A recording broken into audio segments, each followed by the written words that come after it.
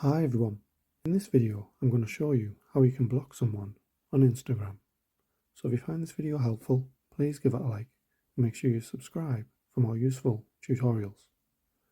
So what you'll need to do is open up Instagram,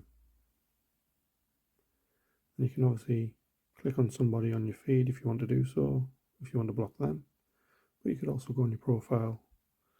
If there's someone you're following you want to block, you can click on there.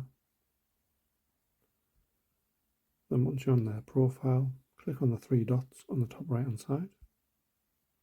Then you should see near the top the option to block. So you just want to click on that. And this will just let you know. This will also block any other accounts that they may have or create in the future. They won't be able to message you or find your profile or content on Instagram.